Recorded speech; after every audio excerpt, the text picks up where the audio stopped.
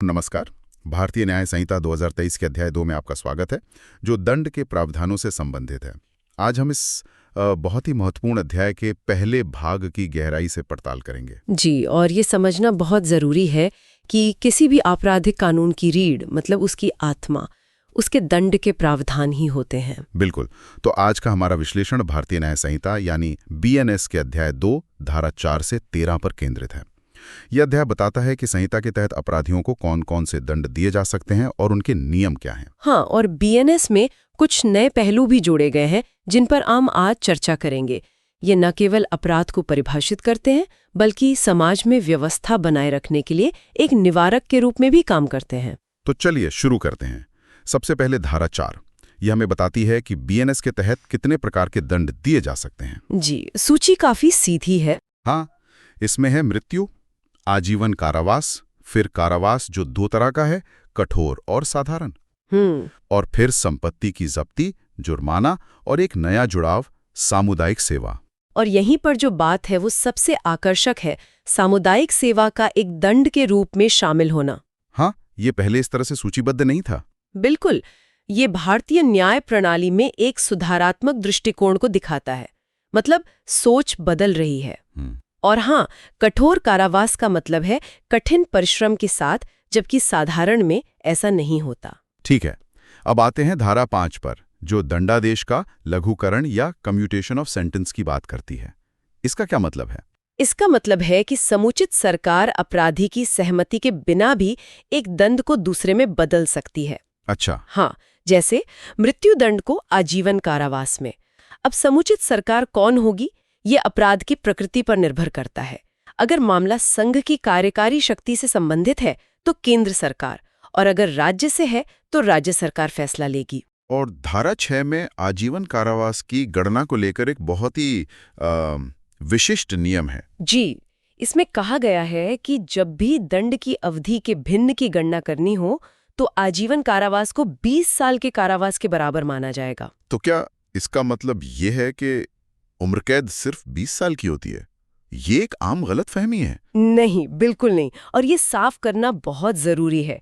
ये प्रावधान सिर्फ गणना को मानकीकृत करने के लिए है, जैसे सजा के कुछ हिस्सों की गणना या छूट की बात आती है तब।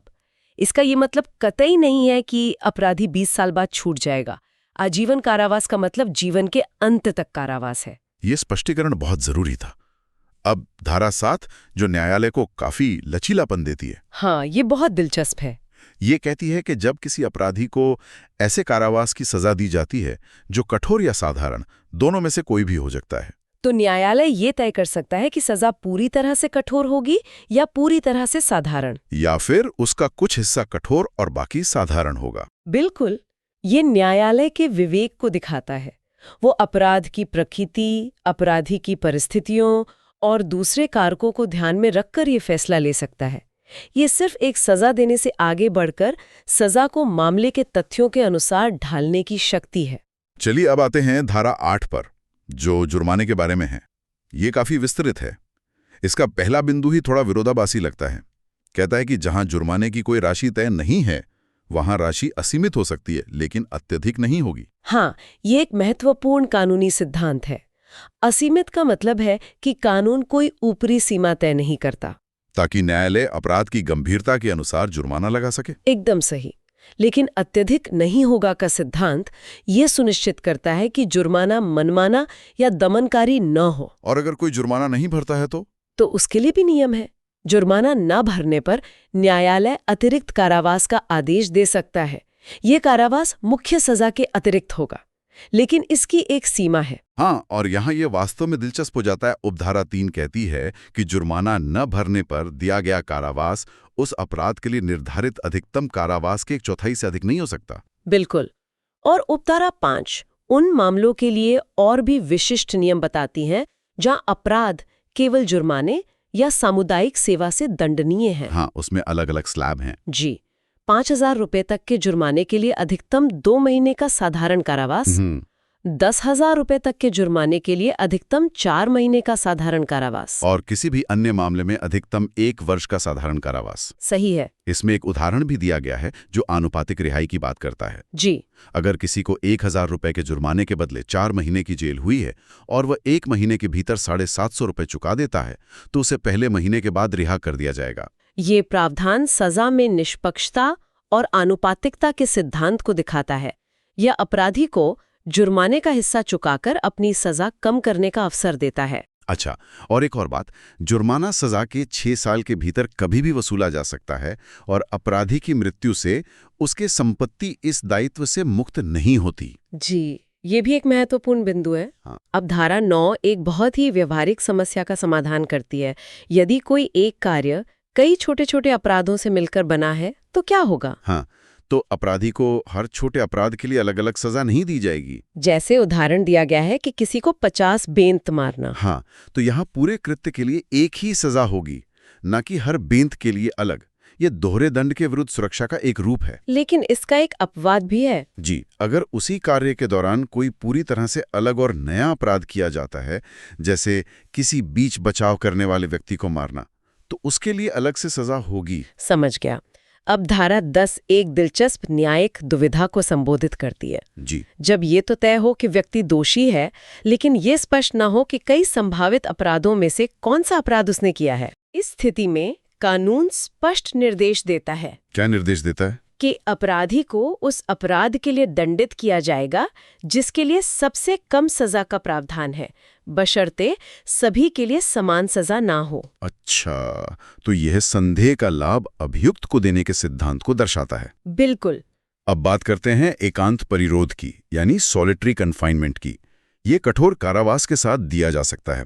धारा 11 इसकी कुल अवधि पर सीमाएं लगाती है। हाँ, अगर सजा 6 महीने तक की है तो अधिकतम 1 महीना, 6 महीने से 1 साल तक की सजा के लिए अधिकतम 2 महीने, और 1 साल से अधिक की सजा के लिए अधिकतम 3 महीने। लेकिन इससे भी महत्वपूर्ण मुझे लगता है धारा 12 है, जो इसके निष्पादन के तरीके पर सख्त नियम लगाती है। आपने बिल्कुल सही पकड़ा। ये प्रावधान मानवाधिकारों के दृष्टिकोण से अत्यंत महत्वपूर्ण है। यह बताती है कि एकांत परिरोध एक बार में 14 दिनों से अधिक नहीं हो सकता। 14 दिन और 2 अवधियों के बीच का अंतराल एकांत परिरोध की अवधि से कम नहीं होना चाहिए। जी, मतलब 14 दिन एकांत परिरोध के बाद कम से कम 14 दिन का ब्रेक देना ही होगा। और अगर सजा 3 महीने से ज्यादा की हो तो नियम और भी सख्त हो जाता है। हाँ, तब किसी भी 1 महीने में 7 दिन से ज्यादा एकांत परिरोध नहीं हो सकता।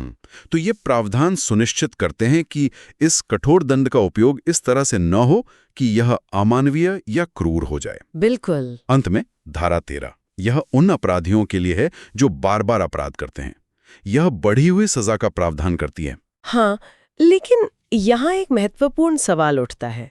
यह किन अपराधों पर लागू होता है? बताइए। यह बीएनएस के अध्याय X या अध्याय 17 के तहत दंडनीय अपराधों पर लागू होता है, और वो भी तब जब उनकी सजा 3 साल या उससे अधिक हो। तो मतलब अगर ऐसे अपराध के लिए दोषी ठहराया गया कोई व्यक्ति फिर से उसी अध्याय के तहत समान अवधि की सजा वाले अपराध का दोषी पाया जाता है तो उसे कठोर सजा दी जा सकती है। हाँ। और वो सजा कितनी हो सकती है? वो आजीवन कारावास तक या 10 साल तक के कारावास तक हो सकती है।